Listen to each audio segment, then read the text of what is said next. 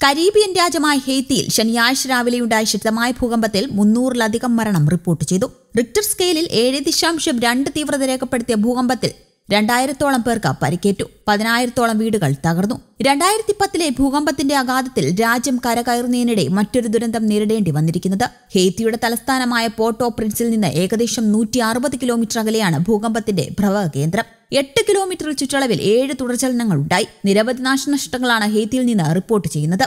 പള്ളികളും ഹോട്ടലുകളും അടക്കം ഒട്ടേറെ കെട്ടിടങ്ങൾ ഭൂചലനത്തിൽ തകർന്നു. ഹെയ്ത്തിയുടെ തെക്കു പടിഞ്ഞാറൻ ഉപദ്വീപിലെ സ്കൂളുകൾക്കും വീടുകൾക്കും കേടുപാടുകളുണ്ടായി. കമ്പത്തിന്റെ പ്രകമ്പനം 160 കിലോമീറ്റർ ദൂരത്തിലുള്ള തലസ്ഥാന നഗരമായ പോർട്ട് ഓ പ്രിൻസിൽ വരെ അനുഭവപ്പെട്ടതായാണ് റിപ്പോർട്ട്. ഇതുകൂടാതെ ഹെയ്ത്തി തീരത്ത് സുനാമിയോ 3 മീറ്റർ ഉയരത്തിൽ തിരമാലകളോ ഉണ്ടാകാൻ സാധ്യതയുണ്ടെന്നും ജനങ്ങൾ ജാഗ്രത പാലിക്കണമെന്നും മുന്നറിയിപ്പ് നൽകിയിട്ടുണ്ട്. ദുരന്തത്തെ തുടർന്ന് രാജ്യത്ത് 1 മാസത്തെ അടിയന്തരാവസ്ഥ പ്രഖ്യാപിച്ചു. രക്ഷാപ്രവർത്തനം പുരോഗമിക്കുകയാണ്.